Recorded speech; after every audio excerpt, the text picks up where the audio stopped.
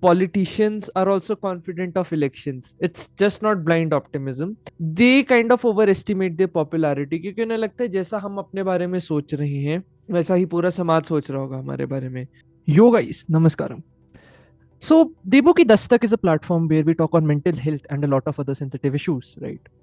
So basically, the entire aim of this channel is to build a community around sensitive issues and make people feel comfortable about themselves. So basically, if you're new here, consider subscribing.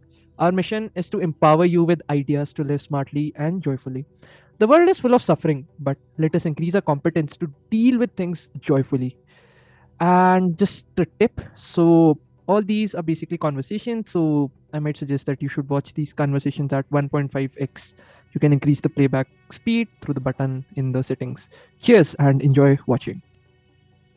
Yo guys, namaskaram. So आज हम बात करेंगे the seduction of like-mindedness or the false conscience effect.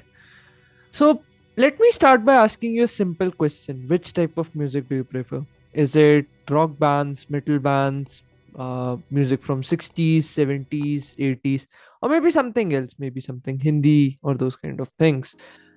Now, I just want to ask you another question in the same line. How do you think the general public would answer this question? I am sure कि हमें ऐसा लगता होगा कि जैसा हम सोच रहे हैं वैसा ही सारी दुनिया सोच रही है. So most people tend to extrapolate their preferences onto others. So let's say if you kind of love the music of 1980s, तो आप assume करेंगे automatically कि जो भी आपके majority of the दोस्त हैं उनको भी ये पसंद है. The same thing goes for any other thing in life generally speaking. तभी हमारे likes और dislikes पे tribes बनती है, communities बनती हैं, those kind of things. We frequently overestimate our similarity with others, believing that everyone else thinks and feels exactly like we do. This fallacy is called the false conscience effect. So, some common examples from daily life, it thrives in interest groups and political fractions that consistently overrate the popularity of their causes. तो आपने देखा होगा हमेशा like एक जुट बन जाता है, एक झुंड बन जाता है of a community towards a certain interest, or let's say a political party with certain interests. Another issue is this issue of global warming. It's the most common issue which you will hear across board. However critical you consider the issue to be, you probably believe that the majority of people share your opinion. Similarly, in that same line, like politicians are also confident of elections. It's just not blind optimism. They kind of overestimate their popularity क्योंकि उन्हें लगता है जैसा हम अपने बारे में सोच रहे हैं वैसा ही पूरा समाज सोच रहा होगा हमारे बारे में. Like sometimes you also feel that these people are overly sensitive of their image. If someone critiques them or like someone has a different line of thought or thinking, they won't let live them. So being an artist, I see that in artists it's even worse. I would say like in 99% of the new projects, artists expect to achieve more success than ever before. Another example could be from the business world. So, particularly people who are developing the product are convinced of its product's greatness, though it doesn't mean that the consumers will also think the same way. If we extrapolate it further, even investors for that matter fall in love with their product's sophisticated features and mistakenly believe that these will win the customers over too. You also sometimes, you might have seen this tendency in yourself, you also sometimes fall in love with complex ideas and think that they would revolutionize the world around. But in reality, you just hear those ideas, you never take action, which really changes your life. Action is what changes your life. But you never take that action because आप एक grandiose में फंस जाते कि हाँ हमें कोई ideas पता है. People, once they have achieved something, think that they are great and others should also perceive them so. They tend to fight with those whose opinions are different from them. There is no acceptance, or let's say a collaborative exploration of the truth in a healthy manner, because एक ये झुंड बन जाता है, right, संगठन जिसे बोलते हैं हिंदी में. झुंड बन के भी kind of fight, and then this cycle goes on. This is like the more divided we become in our spirit, the easier it is to not give us well-being. This is like a common tactic which most people use.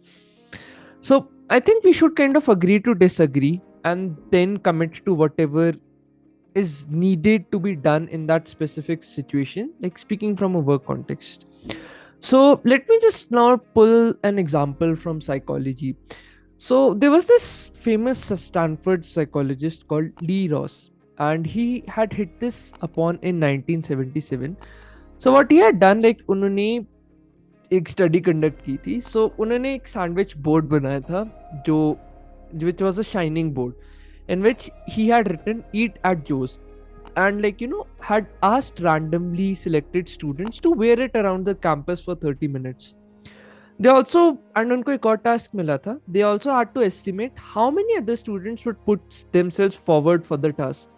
Now the interesting part was, those who declared themselves willing to wear the sign assumed that the majority, that was 62%, would also agree to it. On the other hand, those who had refused to do so believed that most people, that is 67%, would find it too stupid to undertake. So in both cases, आपने observe किया होगा, the students imagined themselves to be in the popular majority. Now, how it impacts us, and like what we can kind of do from it. So number one, if people don't share your opinions, we should not categorize them as abnormals. They are just normal beings, just different from us. So in the above experiment also, this proved to be true, right? The students who wore the sandwich board considered those who refused to be stuck up and like humorless, whereas the other group kind of perceived them as idiots or attention seekers or those kind of things. Now I would just like to bring a very small insight between social proof and false conscience effect.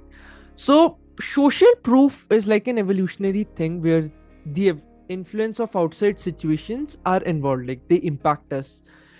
In this effect, it's totally our own making, like we ourselves perceive ourselves so in our mind that हम बड़े महान हैं, हम like पूरा majority हमें समझता है, and those kind of things, which is not the case. Now the interesting twist is, whenever you kind of feel the subtle difference, it's a good thinking activity to kind of introspect, like is it because of outside influences that I'm doing this, or is it because of my own high mighty opinion of myself? And like from an evolutionary perspective, if you kind of see, whoever seemed courageous and convincing created a positive impression, attracted a disproportionate amount of resources, and thus increased their chances of passing on their genes to future generations. So doubters were all wiped out from the evolutionary cycle due to nature because of their incompetency to stand out, like stand out in a sensible way. So just a concluding thought for this video. So I think from this entire video we kind of learned two basic things. You must always be in a place of humility and assume that your worldwide view is not borne by the public. More than that, do not assume that those who think differently than you are idiots. So before you distrust them, like हमने पूरा ही ditch कर दिया उन्हें, always question your own assumptions. So this helps you to think deeply from both perspectives and gives you a nuanced understanding of the world.